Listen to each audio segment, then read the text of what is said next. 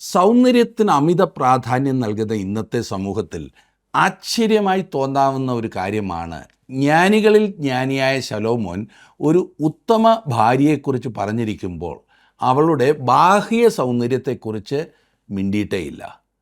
അവളുടെ സൗന്ദര്യം അവളുടെ തൊലിപ്പുറത്തല്ല, സ്വഭാവത്തിലാണ്.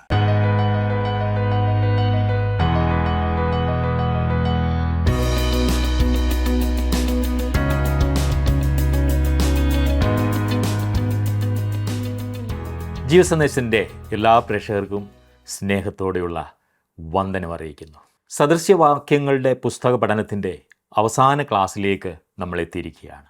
ബൈബിൾ വാഗ്ദത്തം ചെയ്യുന്ന സമൃദ്ധമായ നിത്യമായ ജീവൻ്റെ അവകാശികളായി തീരുവാനുള്ള ദൈവിക ആലോചനകളാണ് ഈ ദിവസങ്ങളിൽ നമ്മൾ കേട്ടുകൊണ്ടിരുന്നത്.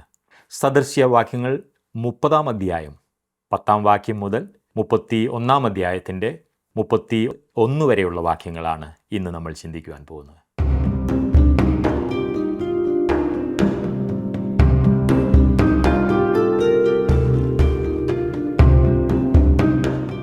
ഇന്നത്തെ പഠനത്തോടെ സദൃശവാക്യ പുസ്തക പഠനം നമ്മൾ ഇപ്രാവശ്യത്തേത് അവസാനിപ്പിക്കുകയാണ്. തീർച്ചയായും ഈ ദിവസങ്ങളിലെ പഠനം താങ്കളെ വളരെയേറെ സഹായിച്ചിട്ടുണ്ട് എന്ന കാര്യത്തിൽ സംശയമില്ല. നാം സദൃശവാക്യങ്ങൾ 30-ാം അധ്യായത്തിൻ്റെ 9-ാം വാക്യം വരെ കഴിഞ്ഞ ക്ലാസ്സിൽ ചിന്തിച്ചു കഴിഞ്ഞു. ഇന്ന് ബാക്കിയുള്ള ഭാഗങ്ങൾ നമുക്കൊരുമിച്ച് ചിന്തിക്കാം. ഞാൻ 30-ാം അധ്യായത്തിൻ്റെ സദൃശവാക്യങ്ങൾ 30-ാം അധ്യായത്തിൻ്റെ 12-ാം വാക്യം ആദ്യം വായിക്കട്ടെ. 30:12. തങ്ങൾക്ക് തന്നെ നിർമ്മലരായി തോന്നുന്നവരും അശുദ്ധി കഴുകിക്കളയാത്തവരുമായൊരു തലമുറ. ഈ പറഞ്ഞതുപോലുള്ള ചില സഭാംഗങ്ങളുണ്ട്, സഭകളിൽ ഇങ്ങനെയുള്ളവരുണ്ട്. അവർ തങ്ങളുടെ സ്വന്തം കണ്ണുകൊണ്ട് നോക്കുമ്പോൾ നിർമ്മലരാണ്. ഈ ഒത്തിരി ഭക്തി പറയുന്നവരെക്കാൾ ഒത്തിരി വിശുദ്ധരാണ് തങ്ങളെന്ന് അവർക്ക് തോന്നുന്നു. അതുകൊണ്ട് തന്നെ ഒരു രക്ഷകൻ്റെ ആവശ്യം അവർക്ക് തോന്നാറുമില്ല. പാപം ചെയ്യുന്നില്ലല്ലോ, പിന്നെന്തിനാണ് പാപത്തിൻ്റെ പരിഹാരം? അതാണ് അവരുടെ വാദം. അവർ മതഭക്തരാണ്. പള്ളിയുടെ എല്ലാ കാര്യത്തിലും അവർ മുൻപിലുണ്ട്, അല്ലാതെ ദൈവിക കാര്യങ്ങളിൽ താല്പര്യമില്ല താനും. ഇങ്ങനെയുള്ളവർ സ്വയം ന്യായീകരിക്കുന്നത് ശ്രദ്ധിച്ചിട്ടില്ലേ? ദൈവത്തിൻ്റെ നിർമ്മലത അവർ കണ്ടിട്ടില്ല എന്നതാണ് അവരുടെ പരാജയം. നമ്മിൽ ആർക്കെങ്കിലും നിർമ്മലരാകുവാൻ കഴിയുന്നത് കർത്താവായ യേശുക്രിസ്തുവിൻ്റെ രക്തത്താൽ കഴുകപ്പെടുമ്പോൾ മാത്രമാണ്. ഇത് ഞാൻ സാധാരണ പറയുന്നത് പോലൊരു മതം മാറ്റമല്ല. യേശുക്രിസ്തുവിൻ്റെ രക്തത്താൽ കഴുകപ്പെട്ട ഒരു വ്യക്തി, അല്ലെങ്കിൽ അത് പ്രാപിച്ചിട്ടില്ലാത്തവർ അശുദ്ധരാണ്. കർത്താവിൽ വിശ്വസിച്ച് ജീവിതം കഴുകപ്പെട്ടിട്ടുള്ളവർ നേരത്തെ എത്ര പാപം ചെയ്ത മഹാപാപികളായിരുന്നെന്നാലും ഇപ്പോൾ നിർമ്മലരാണ് ദൈവവചനപ്രകാരം. നിർമ്മലീകരിക്കുവാൻ ദൈവത്തിന് കഴിയും എന്നതാണ് അതിൻ്റെ പിൻപിലത്തെ രഹസ്യം. 15-ാം വാക്യം നോക്കിക്കാട്ട്. 30-ാം അധ്യായത്തിൻ്റെ 15-ാം വാക്യം. കന്നട്ടയ്ക്ക് തരിക എന്ന് 2 പുത്രിമാരുണ്ട്, ഒരിക്കലും തൃപ്തി വരാത്തത് 3 ഉണ്ട്, മതി എന്ന് പറയാത്തത് 4 ഉണ്ട്. 3 ഉണ്ട്, 4 ഉണ്ട് എന്ന് പറയുന്നത് ലിസ്റ്റ് പൂർണ്ണമായിട്ടില്ല എന്ന് കവിതാരൂപേണ പറയുന്നതാണ്. താങ്കൾക്കും എനിക്കും ജീവിതത്തിൽ ആവശ്യമുള്ളത് ചിലതാണ് ഇവിടെ പറയുന്നത്. അതെ, സ്വയനിയന്ത്രണം, കാണുന്നതിനെല്ലാം എടുത്തു ചാടാത്ത പ്രകൃതം, അത്യാഗ്രഹം ഒരിക്കലും നല്ലതല്ല. തുടർന്ന് ഒരിക്കലും തൃപ്തി വരാത്ത 4 കാര്യങ്ങൾ പറയുന്നത് ഇനിയൊന്ന് ശ്രദ്ധിച്ചാട്ട്. 16-ാം വാക്യം. പാതാളവും വന്ധ്യയുടെ ഗർഭപാത്രവും, വെള്ളം കുടിച്ച് തൃപ്തി വരാത്ത ഭൂമിയും, മതിയെന്ന് പറയാത്ത തീയും തന്നെ. ഒരിക്കലും തൃപ്തി വരാത്ത കാര്യങ്ങളാണ് ഈ പറയുന്നത്. ഒന്നാമത്തേത് പാതാളം അഥവാ ശവക്കുഴി. നിങ്ങളും ഞാനും ജീവിക്കുന്നത് ഒരു ശവമടക്കത്തിൻ്റെ യാത്രയിലാണ് എന്ന് വിശേഷിപ്പിച്ചത് തെറ്റില്ല എന്ന് തോന്നുന്നു. അത് ആരംഭിച്ചത് ഏദൻ തോട്ടത്തിന് വെളിയിൽ ഹാബേലിൻ്റെ മരണത്തോടുകൂടിയാകുന്നു. അത് നൂറ്റാണ്ടുകളായി തുറന്നുകൊണ്ടേയിരിക്കുന്നു. താങ്കളും ഞാനും ജീവിക്കുന്ന ഈ പഴയ ലോകം ഒരു വലിയ ശ്മശാനമാകുന്നു. ശവക്കുഴി ഒരിക്കലും തൃപ്തിപ്പെടുന്നില്ല, എത്ര കിട്ടിയാലും പോരാ. ഇനിയും അടുത്തത് പറയുന്നത് വന്ധ്യയുടെ ഗർഭപാത്രവും. ഏതെങ്കിലും ഒരു കാരണത്താൽ കുട്ടികൾ ഉണ്ടാകാത്ത അനേകം സ്ത്രീകളുണ്ട്. അവർ ഒരിക്കലും തൃപ്തരല്ല. തൻ്റെ സ്വന്തം കുഞ്ഞ് തന്നെ കെട്ടിപ്പിടിച്ച് അമ്മേ എന്ന് വിളിക്കുന്നത് കേൾക്കുവാൻ അവർക്കുള്ള കൊതി പറഞ്ഞറിയിക്കാൻ കഴിയുന്നതിനപ്പുറമാണ്. ഇനിയും അപ്പന്മാരുടെ കാര്യവും വ്യത്യസ്തമല്ല. മൂന്നാമത് പറയുന്നത് വെള്ളം കുടിച്ച് തൃപ്തി വരാത്ത ഭൂമിയും. ഭൂമിയിൽ എത്ര മഴ പെയ്താലും നല്ല ഒരു വേനൽ വരാമെങ്കിൽ മഴ പെയ്തിട്ട് വർഷങ്ങളായി എന്ന് തോന്നാറുണ്ടല്ലേ? വീണ്ടും വീണ്ടും മഴ വേണം എന്ന തോന്നൽ. പിന്നെ മതി എന്ന് പറയാത്ത തീയും തന്നെ. തീയിൽ എന്തെല്ലാം വീണാലും അത് അതിനെ ദഹിപ്പിക്കുന്നു. അതിനൊരിക്കലും തൃപ്തി വരുന്നില്ല. ഇവിടെ വളരെ യഥാർത്ഥമായിട്ടുള്ള ചില കാര്യങ്ങളാകുന്നു ആഗൂർ നമ്മെ വിളിച്ച് കാണിക്കുന്നത്. ഇനിയും 17-ാം വാക്യത്തിൽ നാം കാണുന്നത്, അപ്പനെ പരിഹസിക്കുകയും അമ്മയെ അനുസരിക്കാതിരിക്കുകയും ചെയ്യുന്ന കണ്ണിനെ തോട്ടരികത്തെ കാക്ക കുത്തിപ്പറിക്കുകയും കഴുകൻ കുഞ്ഞുങ്ങൾ തിന്നുകയും ചെയ്യും. എന്നെ വളരെ ചെറുപ്പത്തിൽ വല്യപ്പച്ചൻ പഠിപ്പിച്ച ഒരു വാക്യമാണിത്. പേടിപ്പിക്കാൻ പഠിപ്പിച്ചതായിരിക്കും, പക്ഷേ അന്ന് പഠിച്ച ഒരു വാക്യമാണ്. മാതാപിതാക്കൾക്കെതിരെ തിരിയുന്നവർക്കെതിരെ ഭയാനകമായ ന്യായവിധി വരുന്നു എന്നാണ് ഇവിടെ പറഞ്ഞിരിക്കുന്നത്. യാതൊരു കാരണത്താലും മാതാപിതാക്കളോട് എതിർക്കരുത്. അവരെ സ്നേഹിക്കുകയും കരുതുകയും ചെയ്യുന്നവരാകണം നാം. ചില മാതാപിതാക്കൾ തെറ്റായ വഴിയിൽ പോകുന്നവരാകും. എന്നാലും മക്കൾ അവരെ പരിഹസിക്കുകയോ അനുസരിക്കാതിരിക്കുകയോ ചെയ്യരുത്. മക്കൾ ഇനിയും പ്രായമായാൽ പോലും മാതാപിതാക്കളെന്ന് പറയുവാൻ നമുക്ക് മറ്റാരുമില്ലല്ലോ. മാതാപിതാക്കളെ സ്നേഹിക്കുന്നത് എപ്പോഴും അനുഗ്രഹമാണ്. അവരെ അനുസരിക്കുന്നത് എപ്പോഴും നന്മയാണ്. മാതാപിതാക്കളെ കരുതുന്നത് എപ്പോഴും നമ്മുടെ ജീവിതത്തിൽ വലിയ സംതൃപ്തിക്ക് കാരണമാകും. ഇനിയും 18ഉം 19ഉം വാക്യങ്ങൾ നോക്കിക്കാട്ടെ. എനിക്ക് അതിവിസ്മയമായി തോന്നുന്നത് 3 ഉണ്ട്, എനിക്ക് അറിഞ്ഞുകൂടാത്തത് 4 ഉണ്ട്. ആകാശത്ത് കഴുകൻ്റെ വഴിയും പാറമേൽ സർപ്പത്തിൻ്റെ വഴിയും സമുദ്രമധ്യേ കപ്പലിൻ്റെ വഴിയും കന്യകയോടുകൂടെ പുരുഷൻ്റെ വഴിയും തന്നെ. ഈ അധ്യായത്തിൻ്റെ എഴുത്തുകാരനായ ആഗൂറിന് ഇത് മനസ്സിലായില്ല. എനിക്കും ഇത് മനസ്സിലാകുന്നില്ല എന്ന് ഞാൻ പറയട്ടെ. ഒരു കഴുകൻ പറക്കുന്നത് കണ്ടിട്ടുള്ളപ്പോൾ താങ്കൾ അതേക്കുറിച്ച് ചിന്തിച്ചിട്ടുണ്ടോ? അതുതന്നെ 20-ാം വാക്യത്തിൽ നാം വായിക്കുന്നു, വ്യഭിചാരിണിയുടെ വഴിയും അങ്ങനെ തന്നെ. അവൾ തിന്ന് വായി തുടച്ചിട്ട് ഞാൻ ഒരു ദോഷവും ചെയ്തിട്ടില്ലെന്ന് പറയുന്നു. ഇത് സംഭവിച്ചു കൊണ്ടിരിക്കുന്ന ഒരു കാലത്താണ് നാം ജീവിക്കുന്നത്. പാപത്തിൽ ജീവിക്കുന്ന അനേകം ആളുകൾ, എന്നാൽ അവർ വാദിക്കുന്നത് തങ്ങൾ പാപത്തിലല്ല ജീവിക്കുന്നത് എന്നത്രേ. വിവാഹബന്ധത്തിന് വെളിയിൽ ജനിച്ച ഒരു കുട്ടിക്ക് നിർമ്മല എന്ന് പേര് വിളിച്ച സംഭവം ഞാൻ ഓർക്കുന്നു. ഒന്നാമത് തന്നെ ആ കുട്ടി നിർമ്മലയല്ല. കാരണം എല്ലാ കുട്ടികളും പാപ സ്വഭാവത്തോടു കൂടിയാണ് ജനിക്കുന്നത് എന്ന് കണ്ട് അങ്ങനെ പേരുള്ളവരാരും പേര് തിരുത്താനൊന്നും നിൽക്കണ്ട. രണ്ടാമതായി, അങ്ങനെ ഒരു പേരുകൊണ്ട് തൻ്റെ അമ്മ വ്യഭിചാരിണി അല്ല എന്ന് വരുത്തി തീർക്കുവാൻ കഴിയുകയുമില്ല. വ്യഭിചാരം പാപമാകുന്നു എന്ന് ദൈവം അരുളി ചെയ്യുന്നു. ഈ കാര്യത്തിൽ ദൈവം തൻ്റെ മനസ്സ് മാറ്റിയിട്ടില്ല ഇതുവരെ. ഇത്രയും പുരോഗമിച്ചിട്ടും ദൈവം എന്തേ മനസ്സ് മാറ്റാത്തത് എന്ന് ചിലർ ചിന്തിക്കുന്നുണ്ടാകും. ദൈവവചനത്തിന് യാതൊരു മാറ്റവുമില്ല. ഈ തലമുറയിൽ നിന്നും ദൈവം പുതുതായി ഒന്നും പഠിച്ചിട്ടില്ല സുഹൃത്തേ. നമ്മുടെ തലമുറ ചെയ്യുന്ന പാപം ദൈവത്തിനറിയാം. അവൻ അവയെ സദൃശവാക്യത്തിൽ എഴുതി വെച്ചിട്ടുമുണ്ട്. അതിന് യാതൊരു മാറ്റവുമില്ല. ഇനിയും 21, 22 വാക്യങ്ങൾ. 3 നിമിത്തം ഭൂമി വിറയ്ക്കുന്നു, 4 നിമിത്തം അതിനെ സഹിച്ചുകൂടാ. ദാസൻ രാജാവായാൽ അവൻ്റെ നിമിത്തവും ഭോഷൻ തിന്ന് തൃപ്തനായാൽ അവൻ്റെ നിമിത്തവും. ദാസൻ രാജാവായാൽ എന്ന് പറഞ്ഞത് എനിക്ക് തോന്നുന്നു ഇത് യെരബയാം ആകുന്നു. അവൻ വടക്കേ രാജ്യത്തിലെ 1ാമത്തെ രാജാവായി. അവൻ ആദ്യം ദാസനായിരുന്നല്ലോ. പിന്നെ പറയുന്നത് ഭോഷൻ തിന്ന് തൃപ്തനായാൽ. ഈ ലോകത്തിലെ കാര്യങ്ങൾ മാത്രം ശ്രദ്ധിക്കുന്നവൻ, അതിൽ മാത്രം താല്പര്യമുള്ളവൻ ഒന്നുകൊണ്ടും തൃപ്തനല്ല. നമ്മുടെ കർത്താവ് കളപ്പുരകളെ പൊളിച്ച് പണിയുന്ന ഒരു മൂഢനായ ധനവാനെക്കുറിച്ച് ലൂക്കോസ് എഴുതിയ സുവിശേഷത്തിൽ പറഞ്ഞത് ഓർക്കുന്നുണ്ടല്ലോ. അവൻ ഒരിക്കലും തൃപ്തിപ്പെട്ടിരുന്നില്ല. അവൻ തനിക്കുണ്ടാക്കാവുന്ന അത്രയും ഉണ്ടാക്കി കഴിഞ്ഞിട്ടും ആകെ അസ്വസ്ഥതയിലായിരുന്നു. ഞാൻ എന്ത് ചെയ്യുമെന്നാണ് അവൻ ചോദിക്കുന്നത്. അതെ, അത് വെറും മൂഢത്തരമാണ്. ഒരിക്കലും ഒരു ഭോഷന് തിന്ന് തൃപ്തനാകുവാൻ കഴിയില്ല. എത്ര ഉണ്ടാക്കിയാലും ഇനിയും എന്തുണ്ടാക്കും? ഈ ലോകത്തിലെ എത്ര ലഭിച്ചാലും അങ്ങനെയുള്ളവർക്ക് സംതൃപ്തി ഉണ്ടാകില്ല. 23-ാം വാക്യത്തിൽ നാം വായിക്കുന്നത്, വിലക്ഷണയ്ക്ക് വിവാഹം കഴിഞ്ഞാൽ അവളുടെ നിമിത്തവും ദാസി യജമാനത്തിയുടെ സ്ഥാനം പ്രാപിച്ചാൽ അവളുടെ നിമിത്തവും തന്നെ. വിലക്ഷണയ്ക്ക് വിവാഹം കഴിഞ്ഞാൽ എന്ന് പറഞ്ഞിരിക്കുന്നിടത്ത് ഒരു അഭിപ്രായ പ്രകടനത്തിൻ്റെ ആവശ്യമേ ഇല്ല. വായിക്കുന്ന ഏതൊരാൾക്കും അവിടുത്തെ ചിത്രം മനസ്സിലാകും.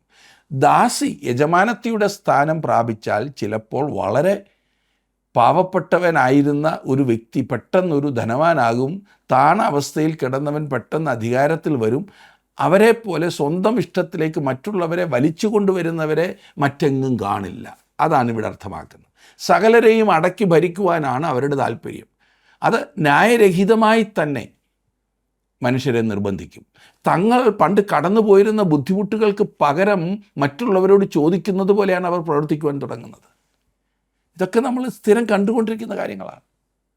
അവർ അനുഭവിച്ച പ്രശ്നങ്ങൾ, അല്ലെങ്കിൽ അവരുടെ മാതാപിതാക്കൾ അനുഭവിച്ച പ്രശ്നങ്ങൾ അവർ മറന്നിട്ട് ഇന്ന് അവരെ ആരൊക്കെയോ അവഗണിച്ചതുപോലെ ഇന്ന് മറ്റുള്ളവരെ അവഗണിക്കുവാനായിട്ടുള്ള തത്രപ്പാടിലാണ്.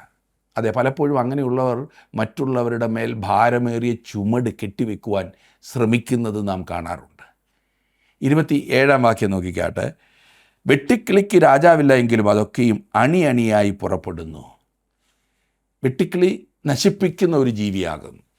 അവൻ പച്ചയായിട്ടുള്ളത് മുഴുവൻ തിന്നു തീർക്കും. വെട്ടിക്കിളി കൊണ്ടുള്ള വിപത്തിനെക്കുറിച്ച് യോവേൽ പ്രവാചകൻ വളരെയേറെ എഴുതിയിട്ടുണ്ട്. വീണ്ടും വെളിപ്പാട് പുസ്തകത്തിൽ വെട്ടിക്കിളിയെക്കുറിച്ച് പറഞ്ഞിരിക്കുന്നതായി നാം കാണുന്നുണ്ട്. അവ സകല പച്ച ഇലകളും പച്ചക്കറികളും നശിപ്പിക്കും. അവ നാശത്തിൻ്റെ ജീവികളാണ്. വെട്ടിക്കിളിക്ക് രാജാവില്ല, അവയ്ക്ക് കാണപ്പെട്ട നായകനോ നേതാവോ ഇല്ല. എന്നിട്ടും അവ വലിയ സൈന്യത്തിൻ്റെ കൂട്ട് അണിയണിയായി പോകുന്നു. അവർ വ്യക്തമായ നിർദ്ദേശത്താലും കർശനമായ ശിക്ഷണത്താലും പോകുന്നത് പോലെയാകുന്നു മുന്നേറുന്നത്. നിരനിരയായി മുന്നേറുന്ന വെട്ടിക്കിളി. ക്രിസ്തു വിശ്വാസികൾ എന്ന നിലയിൽ ഈ വെട്ടിക്കിളി നമുക്ക് നൽകുന്ന ഒരു ദൂത് അന്യോന്യമുള്ള കീഴ്പ്പെടലിൻ്റെയും സ്വർഗത്തിൽ നമുക്കുള്ള നമ്മുടെ നായകന് കീഴ്പ്പെടുന്നതിൻ്റെയും മാതൃകയാകുന്നു. ലോകം നോക്കുമ്പോൾ വിശ്വാസികളുടെ കൂട്ടം കുഴഞ്ഞു മറിഞ്ഞതും ചിന്നിച്ചിതറിയതും അന്യോന്യം ബന്ധമില്ലാത്തതും നേതാവോ തമ്മിൽ ബന്ധപ്പെടുന്ന യാതൊന്നുമില്ലാത്തതും ഒക്കെ ആകാം. പലരും ചോദിക്കുന്നത് കേട്ടിട്ടില്ലേ, ആരാണ് നിങ്ങളുടെ സഭയുടെ നേതാവെന്ന്? എന്നാൽ പ്രിയ സുഹൃത്തെ, നമുക്കൊരു നേതാവുണ്ട്, സഭയുടെ അദൃശ്യനായ തല, ക്രിസ്തുവാകുന്ന തല. കൊരിന്തിലെ ക്രിസ്തു വിശ്വാസികൾക്ക് അപ്പോസ്തലനായ പൗലോസ് എഴുതിയത്, നിങ്ങളുടെ ഇടയിൽ ഈർഷ്യയും പിണക്കവും ഇരിക്കെ നിങ്ങൾ ജഡീകന്മാരും ശേഷം മനുഷ്യരെ പോലെ നടക്കുന്നവരുമല്ലയോ. കൊരിന്ത്യർക്ക് എഴുതിയ 1-ാം ലേഖനം 3-ാം അധ്യായത്തിൻ്റെ 3-ാം വാക്യമാണ് ഞാൻ വായിച്ചത്. ക്രിസ്തുവിൻ്റെ രക്തത്താൽ വീണ്ടെടുക്കപ്പെട്ട സകലരുടെയും തല ക്രിസ്തു ആകുന്നു എന്ന് മാത്രമല്ല, പരിശുദ്ധാത്മാവ് എല്ലാ ക്രിസ്തു വിശ്വാസികളിലും വസിക്കുന്നു. അവൻ നമ്മെ ഒരു കുടുംബമായി ഇണക്കിച്ചേർക്കുന്നു. ഓരോ വ്യക്തിയെയും തമ്മിൽ ചേർക്കുന്നു. ഇതൊക്കെ വെട്ടിക്കിളി നമ്മെ പഠിപ്പിക്കുന്ന പാഠങ്ങളാണ്. അതിന് രാജാവില്ല, കാണപ്പെടുന്ന നേതാവില്ല. എന്നാൽ അവ വളരെ അച്ചടക്കത്തോടും വളരെ ശിക്ഷണത്തോടും പോകുന്നത് പോലെ അണിയണിയായി പോകുന്നു. ഇനിയും മറ്റൊരു ജീവിയെ നോക്കിക്കേ. 28-ാം വാക്യത്തിൽ, പല്ലിയെ കൈകൊണ്ട് പിടിക്കാമെങ്കിലും അത് രാജാക്കന്മാരുടെ അരമനകളിൽ പാർക്കുന്നു. പല്ലി വീടിൻ്റെ ചുവരുകളിൽ കൂടി പോകുന്നത് കണ്ടിട്ടില്ലേ? നമുക്ക് പിടിക്കാവുന്ന ജീവിയാണെങ്കിൽ തന്നെ അത് രാജകൊട്ടാരത്തിൽ പാർക്കുന്നതും കൂടിയാകുന്നു. ഇത് നമ്മെ പഠിപ്പിക്കുന്നത് വിശ്വാസത്തെക്കുറിച്ചാണ്. അതെ, ദൈവത്തിൻ്റെ വാഗ്ദത്തങ്ങളെ മുറുകെ പിടിക്കുന്ന വിശ്വാസം, സ്വർഗസ്ഥലങ്ങളിൽ നമ്മെ പ്രവേശിപ്പിക്കുന്ന വിശ്വാസം, അതത്രേ. നാം ദൈവമക്കളാകുന്നു എന്ന് ദൈവത്തിൻ്റെ ആത്മാവ് നമ്മുടെ ആത്മാവോട് സാക്ഷ്യം പറയുന്നത് വിശ്വാസത്താലാണ് നാം അംഗീകരിക്കുന്നത്. വിശ്വാസമാണ് പറയുന്നത്. തിമോഥെയോസിൻ്റെ 2-ാം ലേഖനം 1-ാം അധ്യായത്തിൻ്റെ 12-ാം വാക്യത്തിൽ പറഞ്ഞിരിക്കുന്നത്, ഞാൻ ആരെ വിശ്വസിച്ചിരിക്കുന്നു എന്നറിയുന്നു, അവൻ എൻ്റെ ഉപനിധി ആ ദിവസം വരെ സൂക്ഷിപ്പാൻ ശക്തനെന്ന് ഉറച്ചു പിരിക്കുന്നു എന്ന്. വീണ്ടും പൗലോസ് ഫിലിപ്പിയർക്ക് ലേഖനം എഴുതുമ്പോൾ 1-ാം അധ്യായത്തിൻ്റെ 4-ാം വാക്യത്തിൽ പറയുന്നത്, നിങ്ങളിൽ നല്ല പ്രവൃത്തിയെ ആരംഭിച്ചവൻ യേശുക്രിസ്തുവിൻ്റെ നാളോളം അതിനെ തികയ്ക്കുമെന്ന് ഉറപ്പായി വിശ്വസിച്ചുമിരിക്കുന്നു. തുടർന്ന് നാം 2-ാമത്തെ കൂട്ടത്തിലേക്കാണ് വരുന്നത്. ഇതുവരെ നാം കണ്ട ചെറിയ ജീവികളൊക്കെ 1-ാമത്തെ കൂട്ടത്തിലായിരുന്നു. ഇനിയും 2-ാമത്തെ കൂട്ടത്തിൽ 29-ഉം 30-ഉം വാക്യങ്ങൾ ഞാനൊന്ന് വായിക്കാം.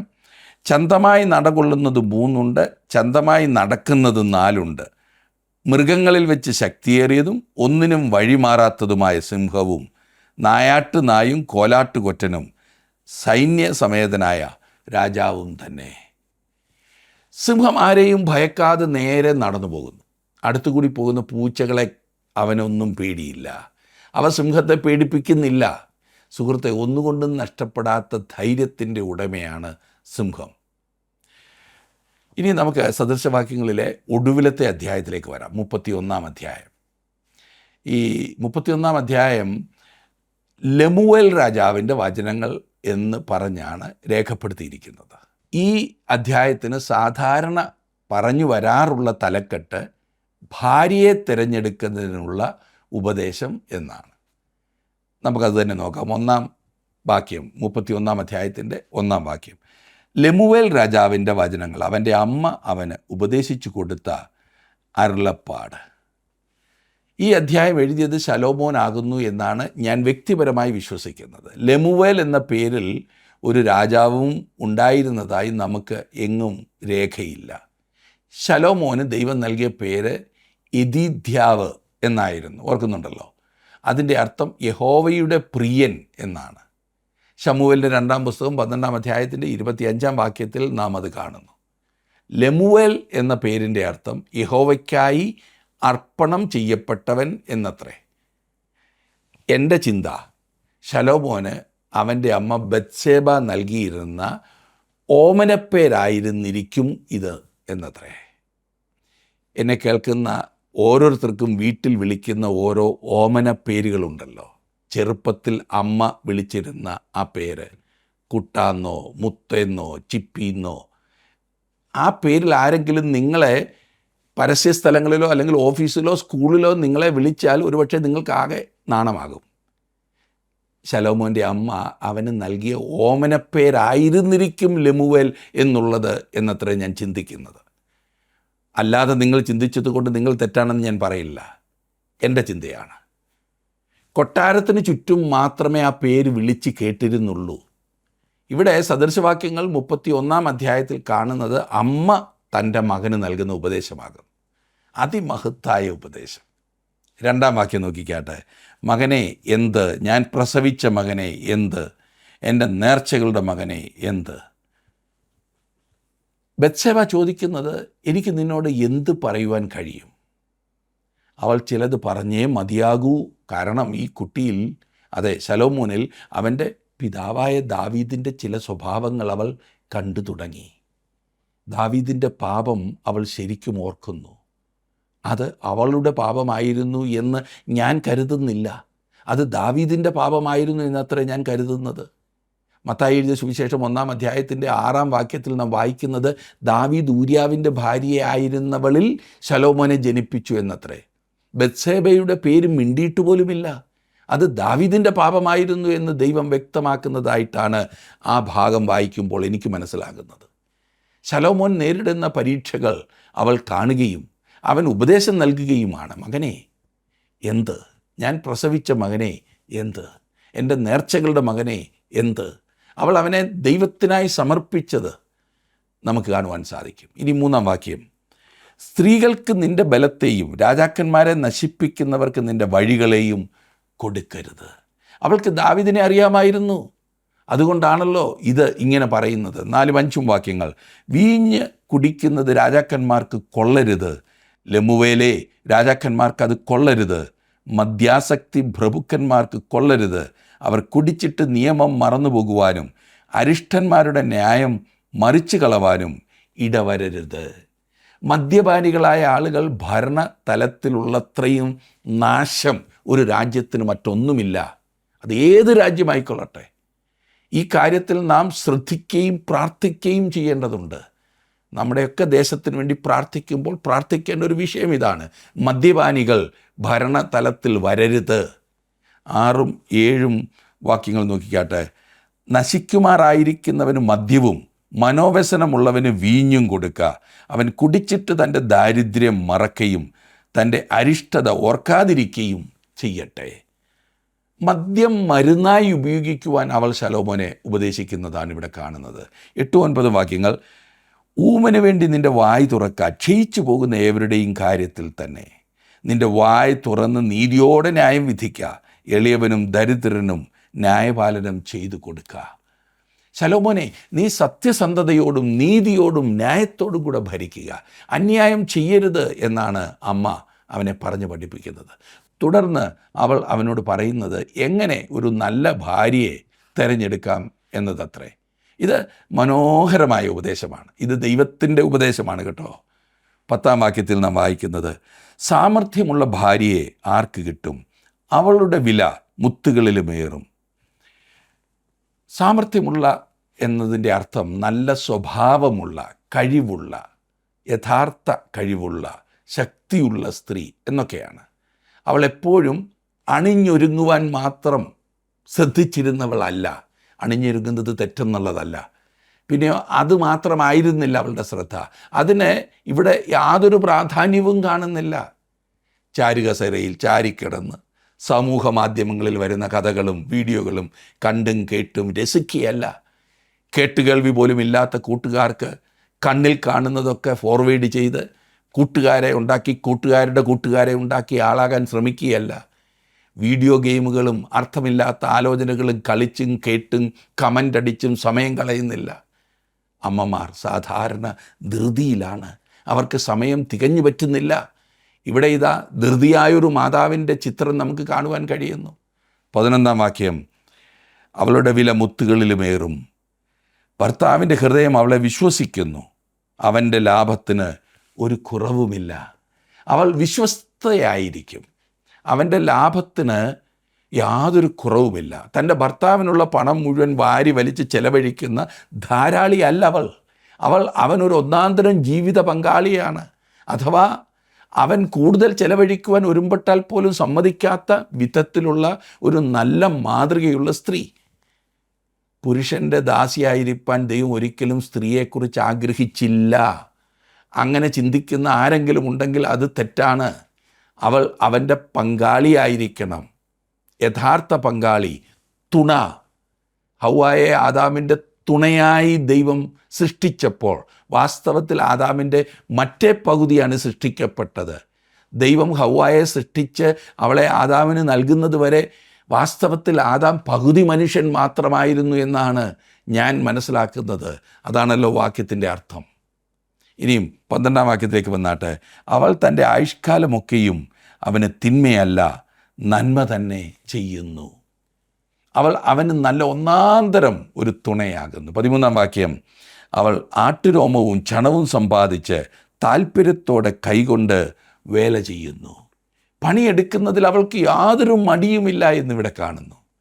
14-ാം വാക്യം, അവൾ കച്ചവട കപ്പൽ പോലെയാകുന്നു, ദൂരത്തു നിന്ന് ആഹാരം കൊണ്ടുവരുന്നു. തൻ്റെ പണം ബുദ്ധിപൂർവ്വം ചെലവഴിക്കുന്നതിന് അവൾ പ്രത്യേകം ശ്രദ്ധിക്കുന്നു എന്നാണ് ഇതർത്ഥമാക്കുന്നത്. 15-ാം വാക്യം, അവൾ രാവിലെ എഴുന്നേറ്റ് വീട്ടിലുള്ളവർക്ക് ആഹാരവും വേലക്കാരത്തികൾക്ക് ഓഹരിയും കൊടുക്കുന്നു. ഒരു വീട് എങ്ങനെ സൂക്ഷിക്കണമെന്ന് അവൾക്കറിയാം. ഉറങ്ങുന്നതിനേക്കാൾ അവൾക്ക് പ്രധാനം തൻ്റെ ഭവനമാണ്. അവൾ സകല കാര്യങ്ങളും വളരെ ഉത്സാഹത്തോടെ ചെയ്യുന്നു. എൻ്റെയൊക്കെ ചെറുപ്പത്തിൽ ഞാൻ ഒരിക്കൽ പോലും എഴുന്നേറ്റ് വരുമ്പോൾ, രാവിലെ ഉണർന്നു വരുമ്പോൾ എൻ്റെ അമ്മ കിടന്നുറങ്ങുന്നത് കണ്ടിട്ടില്ല. മിക്കവാറും ഞങ്ങൾ മക്കൾ വരുമ്പോഴേക്കും എല്ലാം തയ്യാറായിരിക്കും. അസുഖമാണെങ്കിൽ പോലും കിടക്കത്തില്ല. വെളുപ്പിനെ തന്നെ എഴുന്നേറ്റ് എല്ലാം ക്രമീകരിക്കുന്ന അമ്മമാർ, സാമർഥ്യമുള്ള സ്ത്രീകൾ. 16-ഉം 17-ഉം വാക്യങ്ങൾ, അവൾ ഒരു നിലത്തിന്മേൽ ദൃഷ്ടി വെച്ചു അത് മേടിക്കുന്നു. കൈനേട്ടം കൊണ്ട് അവൾ ഒരു മുന്തിരിത്തോട്ടം ഉണ്ടാക്കുന്നു. അവൾ ബലം കൊണ്ട് അരമുറുക്കുകയും ഭുജങ്ങളെ ശക്തീകരിക്കുകയും ചെയ്യുന്നു. അവൾ കഴിവുള്ള സ്ത്രീയായിരുന്നു. അവൾ അവളുടെ ഭവനം ഭംഗിയായി മുമ്പോട്ട് കൊണ്ടുപോയിരുന്നു. 18-ാം വാക്യത്തിൽ, തൻ്റെ വ്യാപാരം ആദായമുള്ളതെന്ന് അവൾ ഗ്രഹിക്കുന്നു, അവളുടെ വിളക്ക് രാത്രിയിൽ കെട്ടുപോകുന്നതുമില്ല. ഒരു പുരുഷൻ്റെ വേല സമയം പ്രഭാതം മുതൽ പ്രദോഷം വരെയാണെങ്കിൽ ഒരു സ്ത്രീയുടെ വേല സമയം എത്രയെന്ന് പറയുവാൻ കഴിയില്ല. 24 മണിക്കൂറും ആഴ്ചയുടെ 7 ദിവസവും വർഷത്തിന് 365 ദിവസവും അവൾ വേലയെടുത്തുകൊണ്ടിരിക്കും. ഒന്നും ചെയ്യേണ്ട എന്ന് പറഞ്ഞാൽ പോലും ഉത്തരവാദിത്തമുള്ളൊരു സ്ത്രീ, സ്വാമർത്ഥ്യമുള്ളൊരു സ്ത്രീ പിറുപിറുക്കാതെ തൻ്റെ വേല ചെയ്തുകൊണ്ടിരിക്കും. 19-ഉം 20-ഉം വാക്യങ്ങൾ, അവൾ വിടുതലയ്ക്ക് കൈ നീട്ടുന്നു, അവളുടെ വിരൽ കതിർ പിടിക്കുന്നു. അവൾ തൻ്റെ കൈ എളിയവർക്ക് തുറക്കുന്നു, ദരിദ്രന്മാരുടെ അടുക്കലേക്ക് കൈ നീട്ടുന്നു. അവൾ വളരെ ഔദാര്യമതിയാകുന്നു എന്നത്ര ഇവിടെ കാണുന്നത്. കൈ തുറന്നു കൊടുക്കുന്നവൾ. 21 വാക്യത്തിൽ തൻ്റെ വീട്ടുകാരെ ചൊല്ലി അവൾ ഹിമത്തെ പേടിക്കുന്നില്ല. അവളുടെ വീട്ടിലുള്ള എല്ലാവർക്കും ചുവപ്പ് കമ്പിളി ഉണ്ടല്ലോ.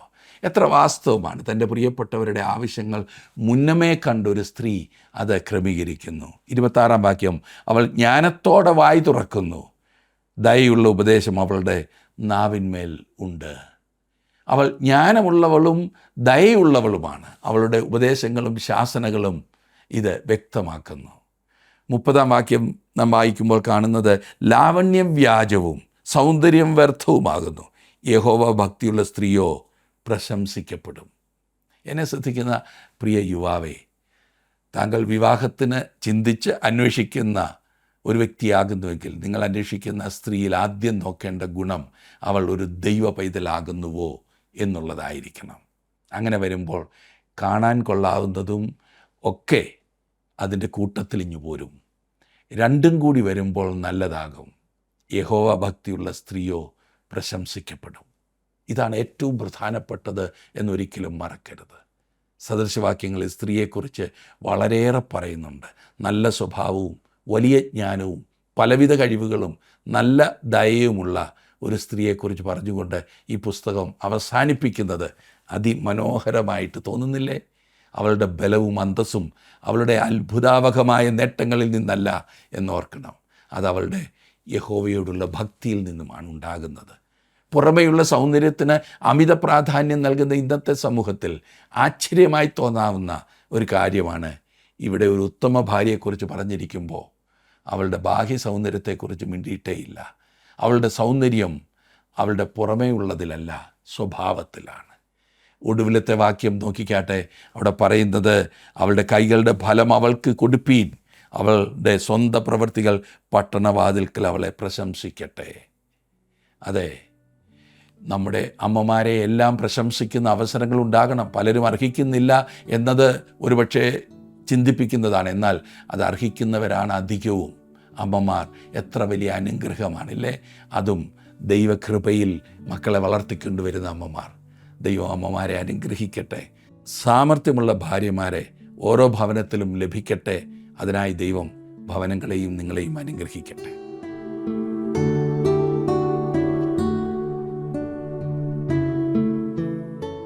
എല്ലാ നല്ല ദാനവും തികഞ്ഞ വരമൊക്കെയും ഉയരത്തിൽ നിന്ന് വെളിച്ചങ്ങളുടെ പിതാവിങ്കൽ നിന്ന് ഇറങ്ങി വരുന്നു.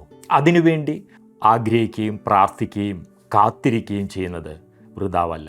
ദൈവം നിങ്ങളെ സമൃദ്ധിയായി അനുഗ്രഹിക്കട്ടെ.